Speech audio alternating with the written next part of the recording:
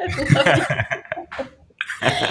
my gosh, that's perfect. Sasha and I getting ready for the 3, 2, 1. Right. Hello, everybody. Welcome to Friday session, LinkedIn Live with Rachel B. Lee. I have been waiting for this interview with Sasha Strauss because he's a boss, man. Like you're branding. I'm a branding lady boss. Like you're the branding boss. So I'm gonna call you that. Wow. No, but I'll take any love you want. But I will say that the branding business is everyone's game. It's the most beautiful category because really everyone can play in it. That is true. That is true. So today we're going to talk about the hot topic is around academia and corporate and how to innovate your brand. Sasha has really an incredible background. And what I love most about him is because he teaches MBAs and he still is in the academics of it. And so how do you bridge the academic perspective and what the learning is with real life business? And you are that because you run Innovation Protocol. So Sasha, I would love for you to introduce yourself and also talk a little bit about why you founded Innovation Protocol and what you do there. Okay. So I'm a brand strategist. That is the boundaries of my profession. Some people are lawyers, some people are engineers. I'm a brand strategist, and I tend to do it in 3 ways. As Rachel just said, I run a company called Innovation Protocol. There's 25 of us. We've been doing it for 15 years. I run a company doing brand strategy consulting. But as important to me are my classrooms. And as mentioned, I get to teach and speak at some really wonderful schools, graduate business schools. And then part of being a speaker and a brand strategist, educator and brand strategist is that people ask you to speak. So I've been lucky enough to give quite a few keynote speeches at some awesome conferences. And I saw on your Twitter, it looks like, do you do stuff with Simon Sinek or you help teach? What do you do? Yeah, so he and I have been on the same stage before and crossed paths many times over the last decade of professional speaking. And when during lockdown, you can imagine, listen, he's probably one of the most popular speakers in the world, right? No question. Okay, so imagine lockdown happened and he's like, okay, now what? Of course, he's got great books and great community. So he took a lot of the workshops and sessions that he hosts with his peers and partners, and he created an online environment for it. And he called it Optimism U. And it basically is a channel that he hosts content on and then asks a select group of people to come and teach. And so for the last year, I've been teaching personal branding on simonsinek.com, and it's been really special. I'll just note that it's a 4-fee class, so everyone pays to take it, and it's not inexpensive. I think I may be up to like $100 to take the class, and people call in from all over the world. It is so cool. I easily will have people from 30 countries in a single class. Oh my gosh, that is so cool. And a perfect segue into one of the things I wanted to talk to you about was personal branding. So we'll kind of bounce around. I want to talk about the academic side, but here you are being asked to talk about personal branding. Here I am leaving my corporate job, right? And Josh is here. Hey, everybody that's here, let us know where you're in at. And I'm focusing in on personal branding because I think this is it. Like, this is what matters the most for companies, for individuals. It's all about personal branding. So talk a little bit about what does it mean to you? How are you teaching this? Yeah, I agree that it's so important. And let me just give everyone a reason. Before the internet, who you were, how you were known, I don't know, was it like a paper resume? Was that how you were going to go to a job interview and you had to hand them a paper resume or fax it to them, and they were supposed to deduce from that limited content who you were and why you mattered to the world? As the internet gave us all a place to host our identities, to create connections and engage one another, it has completely unlocked our identity potential because we get to broadcast and own the audience and connect with our fans and connect with our coworkers. My favorite example is, if you talk to someone over 50 and ask them how many friends do they have from kindergarten, their answer is, I don't know, maybe one. I think I know where one of them lives. Whereas you talk to any youth today, they are permanently connected, whether that's through Discord or TikTok or Facebook, it doesn't matter, to everyone that they ever went to school with. Which, if you think about your career potential, How amazing is that? How amazing that, you have 225 people in your MBA class and you don't have to beat yourself up because you only made close friends with 15 of them. All of them are going to be permanently connected to you in the LinkedIn environment. And that says a lot about what you need to say about yourself, how you need to speak up, stand up, communicate, and build your personal brand. I'll add one last nugget. As much as it is the time for us as individuals to take hold of the identity that is our destiny and communicate that consistently, if we are employed, our employer needs it too. Even for the best of corporations, it's about the people in the corporations. It's about the individuals leading the corporation. So your personal brand may be about your solo journey, but can equally also be about you being inside an amazing organization and elevating it. And so that's why we're seeing personal brand be a topic inside and outside organizations amongst leadership and general staff. Ooh, I want to dig into this more. And I want to say hi to Michelle and Jay. These are some of my buds. Hey. Thank you for being from Atlanta. I know Jay should be in from California. So let's talk about this piece of the personal branding and the employer branding. Yeah. Because I'm going to be straight with you, Sasha. I have felt as an employee very restricted to be my authentic self, my personal brand, to tell my story, to do things on the side because it could jeopardize the company. And I hear this over and over again. So with the companies, what are you hearing? How are the employers actually going to advocate for the employees, not just the employees advocating for the employers? Okay. Excellent question. And of course, an overly outspoken, audacious talent can become a distraction. So I'm not disregarding that an overly spoken individual could become an issue. But for the general... Overly spoken? Is that what you're saying? No, not at all. And maybe, maybe the challenge was that your leadership profile and your identity was more durable, more desirable than your senior leader, and therefore your personal brand was squashed. But I'm just saying in general, where the organizations that I get to advise and consult, why they're in on personal branding for their, middle management, et cetera, is because they see that when you source your pride in what you do and you teach it in a classroom or speak about it at a conference or blog about it, you become more connected to the work you do.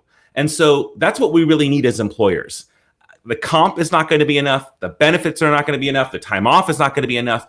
So we need to actually give our talent a stage. And if they want it, I understand that there are certain political boundaries or social boundaries that become a distraction from the work. And so what I help my coworkers do and what we help our clients do is create a framework around the personal brand. Let me give you a very simple example, and then you can extrapolate from there. I was doing a podcast interview the other day, and I mentioned this healthcare system. I got a lot of questions about it, and it was really interesting. It's a very, very large employer, tens of thousands of employees. And right now they have a corporate mandate that all of the employees need to have a statement about why they chose to work in healthcare. And it has to be a part of how they introduce themselves, and it has to come across in their corporate email. So, hi, I'm Sasha. I'm on a mission to change healthcare through communication and, I'm just like making this up as we go. But the point is that you could ask, oh no, is that distracting? Does that mean that doctor is out building their own identity? Actually, no. In the healthcare system, when you walk in to meet with that physician and they say, hi, I'm in healthcare for these reasons, it unlocks a potential connection, a deep relationship that wasn't possible before that person had that sort of like, hi, who am I?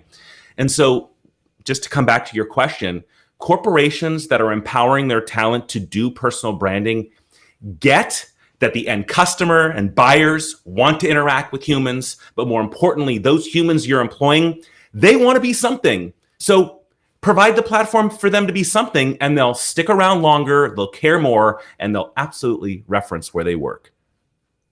Ooh, it's such a good example. And especially in healthcare where, I'm sorry, I'm getting a little echo, but that just could be me. But in healthcare where it can be a little, the trust people, and especially the drug industry, we're not going to get into that, but is a, a feeling of lack of trust and all the ad spend and everything. So when you are talking to somebody and it's a human, Yeah. and we at Stand Out Authority, we are about the human interaction and being human to human. And they sort of identify in this moment, this email, why they want to do this and why they're working for this company. That's game changer. It's so true. And in fact, maybe something that we hear in our professional communities is that business to business really used to be about like corporation buying from corporation. And now it is clearly a person in a business is buying services or solutions from a person in a business. And so who are those people? And if those people's identities are unknown or easily forgotten, well, then the whole business to business transaction runs the risk of, I don't know, being beat out by a competitive price or being distracted by some other voice. And that's the power of personal brand. Oh my gosh. I know Josh is listening. This is like music to our ears because we're literally just like, I'm like getting chills because we're so aligned. Hey, Russell. Hey, Kalpesh. Nice to see you guys. I always like to say hi, whoever joins us. Thanks for being here, y'all. So what does that mean for the company brands? So I work at whatever, Microsoft. I used to work there. But then there's and I was working with the Microsoft branding teams. There's still the Microsoft brand. Sure. Right? And how are you, when you're working with the companies, how are you sort of investing in the brand? Think about all the ad spend, brand, and then the people. What is your perspective on that? Well, listen, I think that really comes down to buy or earn. And of course, these brands like Microsoft are buying space, communicating their offerings, saying, hey, we're recruiting, hey, we're launching these new solutions. But that those are not what are clicked. Those are clicked 1/10 the amount of an employee at Microsoft sharing the job post and saying, hey, I work here, you should too, click. And so we see this beautiful balance, which is, yes, big organization. Yes, powerful communicator. You can buy eyes, but will they respond? Will they take action? Sometimes.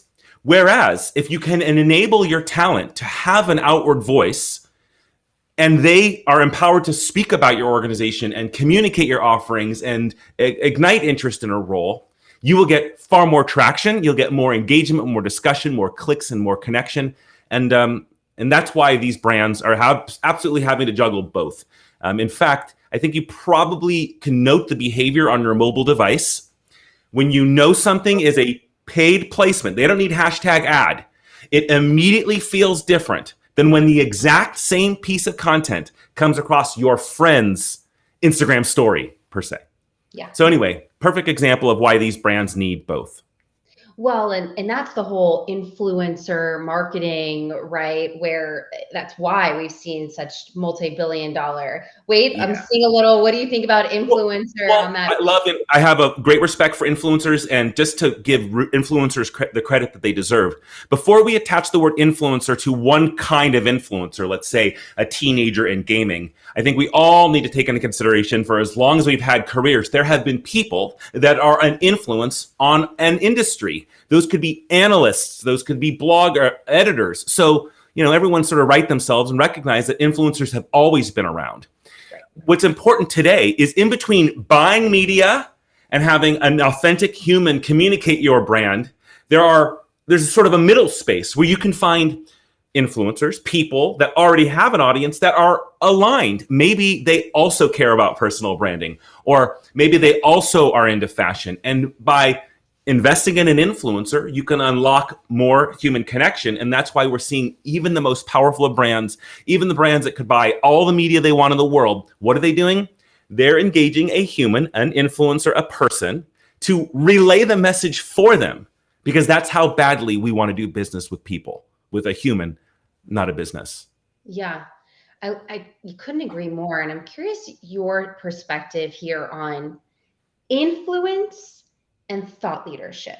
I love it. And this deserves its own LinkedIn Live conversation. It's so, because don't we hear that both from our clients? Like, oh no, I want to have influence, I want to influence. And they all are like, oh, and I also want to be known as a thought leader. Let us first not imply that they are separate. let's just say that you're a chemical company and you're constantly doing research on the category. You may produce white papers with, with a lot of elaborate analysis, and then you may also create a simple version of that, or a more socialized dialogue around it that becomes part of a work group, an internet work group, and it becomes a much more accessible conversation. So what I want to separate for the audience is thought leadership tends to feel, as Rachel almost implied earlier, academic. It feels like there's some qualifiers. It feels like there's some data points. It feels like there's some editorial observation and analysis. Thought leadership, very powerful because people will read it, they'll forward it, they re-click on it. It's really amazing.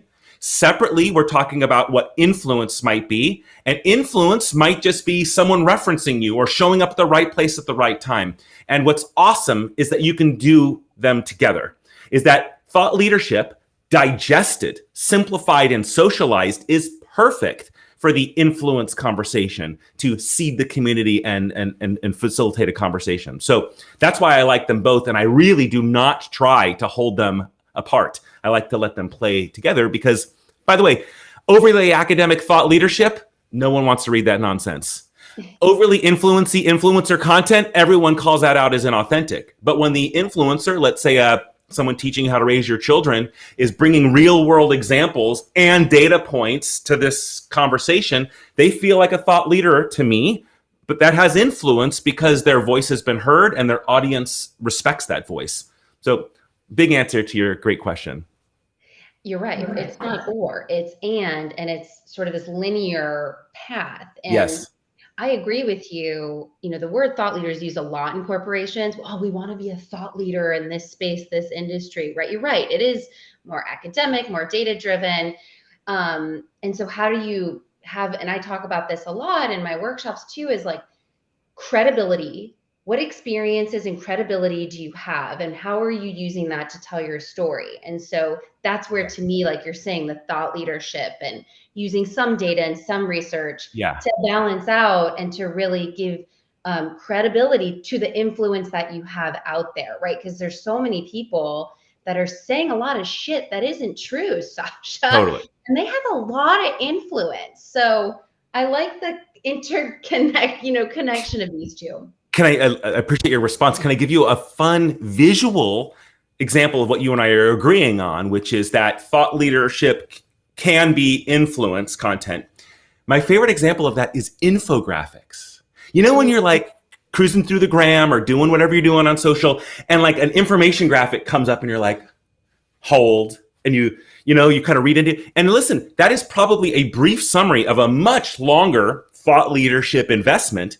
But hey, it's showing up where people who have influence are reposting, connecting, and making comments. And you see you're getting more traction, more engagement on your thought leadership because you hand it over to the influence world. And that's why I really like thinking about them as mutually beneficial.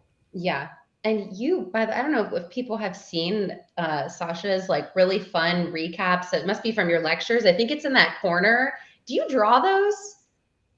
Or do you have Yeah, for sure.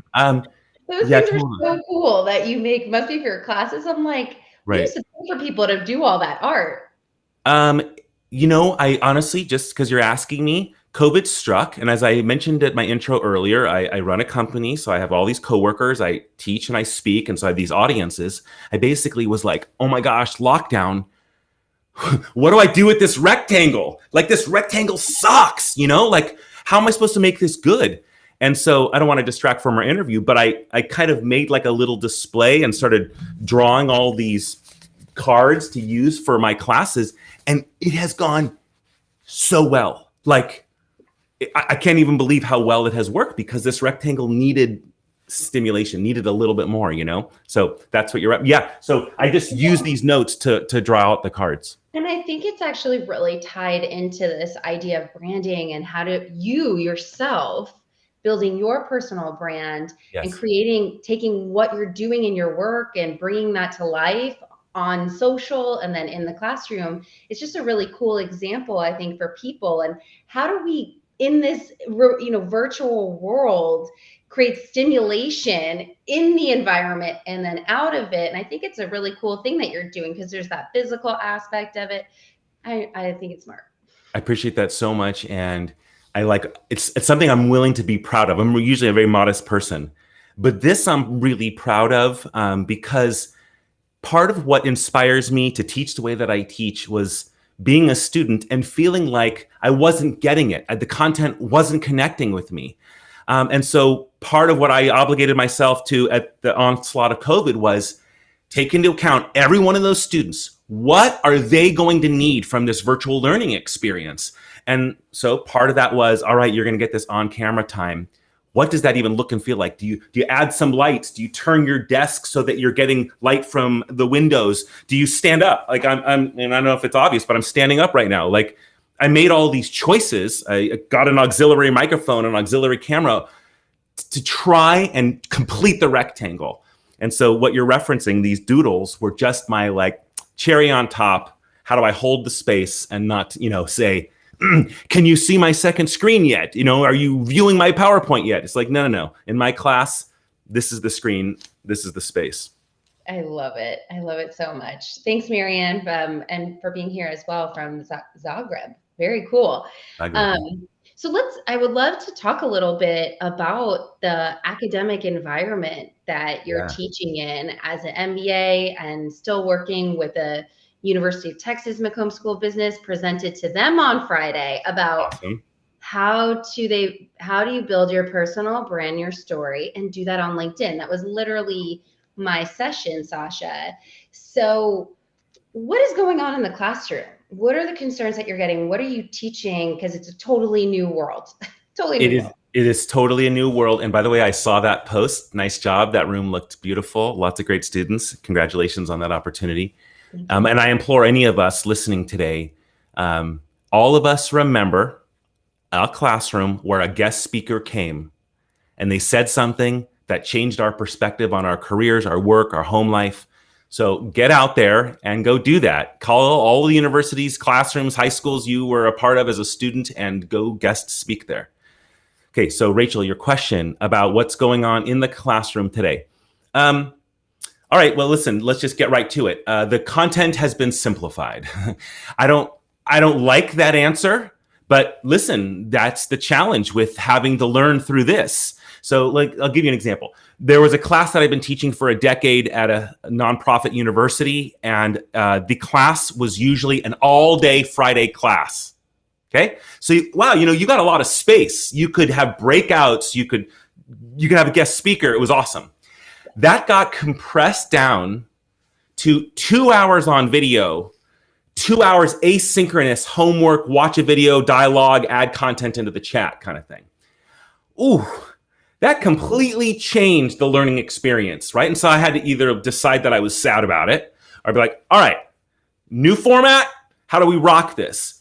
And so what I'm seeing in the classroom is what I probably have been noting for a long time, which was that the classroom and the way we taught in the classroom is antiquated. And so these lockdowns, and let me just give you an example. My old classrooms were theaters. They're tiers. I had the largest class in the school, so these huge amphitheaters. Yeah. That wasn't a very inclusive environment. It only included those that were able-bodied. I mean, of course, there was that one spot way at the top where someone in let's say a walker could stand, but please, why don't they get front row, Yeah.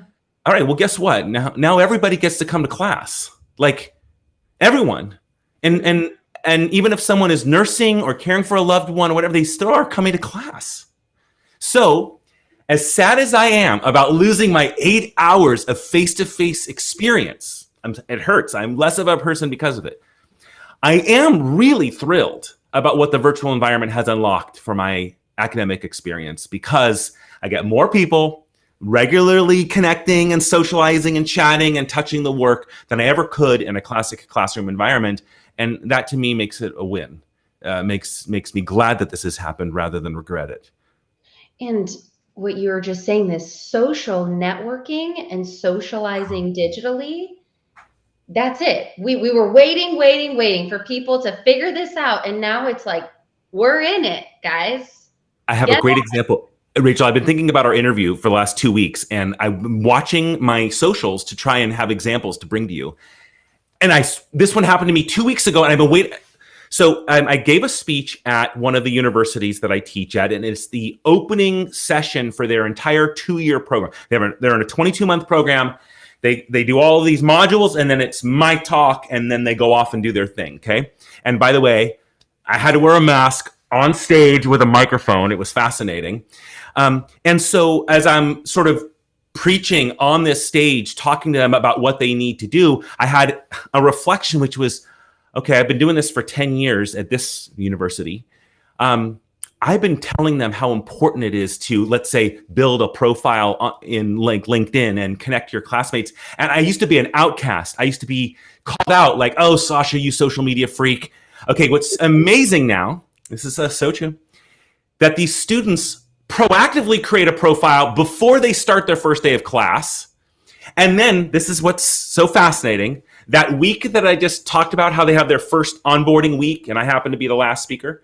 Well, what are they doing? They're taking pictures of every slide, and they're creating LinkedIn posts that get hundreds of clicks from friends that are proud of them from going to graduate school, to classmates who are saying things like, oh my gosh, it's so cool that we're in this class together and we get to grow together. The class is 250 people.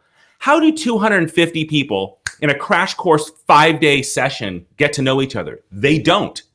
Well, now they can and do and are, and it is unbelievable to see the dialogues that are happening in social to supplement the academic space. It's such a good example. It's really special. I should take a screenshot and post it to this chat, because honestly, like, you'll see like people saying, oh my gosh, I would have never have met you if it weren't for this class. And I'm so glad that I also met these people who are also interested in corporate social responsibility, for example. And so they're creating these huge social dialogues that would never have happened in the classic, no, MBAs come to a classroom and they sit and they are quiet. They only look at the person in the front of the room. They don't look at anyone else during class. It's like, no. There are other freaking people in this class. Why shouldn't we be looking at their chat conversations? Why shouldn't they be able to add to the discourse? So that's why I'm kind of excited. I kind of like this, and I'm excited about how everyone can get involved because of these new media. And it makes the world a lot smaller. You know, it makes the world smaller. We're more connected than ever before, and there's the most opportunity right now. And that's what I talk about, just like you, where it's like, put yourself out there. Totally. Don't have the companies come to you. You will be so surprised as you're posting and tagging and commenting. You're getting visibility. You're going from anonymous to being seen. And when you're seen, things come to you, opportunities. And that's what you need to be doing all the time. I have a very simple statement I use at the start of a brand strategy 101 class that I teach. And it's really for the disbelievers. And I say, people don't buy what they don't know exists. I'm sorry. Okay. So people don't hire a human they don't know exists. Donors don't donate to a nonprofit they don't know exists. So you have to speak up. You have to say, okay, so what are you going to say? And who are you going to say it to? And what do you hope happens to them because you've said it? Like, those are magical questions you get to ask yourself. And you absolutely have the media channel to say it. Imagine trying to do this 40 years ago, going down to the local community station and asking, can I get a midnight window to say something on broadcast? It's like, no. If you have something to say, everyone can hear it if you want to say it. Yeah. Oh my gosh. Okay. Sasha, I know we're coming in. I mean, I feel like I could talk to you for hours. I'm so jealous of all the students that get to take your classes, because I never had somebody like you. And so they're so lucky to have your experience, your energy, your excitement. It's really just, I'm super honored and so joyful that you were here today with me. I would love for you to close. We're going to walk away from today. what is one thing, two things that people can take away and really think about where we are today on this September 10th, 2021? Okay. Well, I wrote down three things, so I'll pick two. Okay. Okay. So my first answer is obvious, I think, and that is, as we're hearing about talent flight, the great resignation, the can't find employees, the employees are burned out in their virtual work. This is the era of employer branding. And so it's extremely important, if you employ 2 people or 20,000, that you are thinking about what it means to work at this place. What common words do we use to describe our efforts? What happens to the world when we do this work? That language people, maybe they like to have before now, but now we desperately need it because as we're stuck remote, or this is how it is now, whatever the case, we need to feel a connection to the organization that employs us. And that's the primary ask, is don't forget that whether it's called corporate social responsibility or whether it's called employer branding or you call it corporate social responsibility, employer branding is why I like working at this place, why this place is good for the world, why the customer is getting value from this organization, and how that informs my job. I mentioned corporate social responsibility because it's the second part of this discussion, which is the employer brand. I think that you could probably see it as very functional, like, hey, here's how we work and where we work and why we do what we work. Okay, fine. But the employer brand plus the second thing on my list, corporate social responsibility or pro-social identity. What good are we doing for the world? How does what we do impact the world beyond our revenue? Employer branding and corporate social responsibility love each other. They are gifts to one another, and you'll ultimately find that the strongest employer brands are tied to what that organization does for the world. Because I have kids and I love Lego, and I've been holding onto my Lego until they were old enough from when I was a child so that they would play with them. You ask yourself, who does Lego donate to? Or what does Lego give away? And I hope you know that Lego is a high-performing, high-revenue organization, lots of profit. All right, your conclusion is that their workforce does not just do random philanthropy. Their workforce does specific philanthropy. Part of working at Lego is creating learning tools that help educate and advance the young mind. Cool. Well, guess what their CSR work is? Guess what their pro-social behaviors are? It is them supplying education, inspiring youth through building. They're not giving out random funds to random solution because it looks good on paper. Their employer brand and their corporate social responsibility identity are synonymous. We have a lot of Legos here, so it is a perfect example. Oh, Sasha, you're just straight fire. Thank you so much. Russell, you're right. Today was phenomenal interview.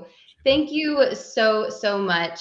We're going to close out today. We'll be back next week. Sasha, thank you. Everybody, we'll see you next week. Josh and I will be on Tuesday with Rick Jordan, and I'll be on Friday too. So we got lots of content coming up over the next week. Good stuff. You know, we're doing the socials. Rock it, girl. Thanks, Sasha. All right. Pleasure, Rachel. Thanks for having me. Love to Josh.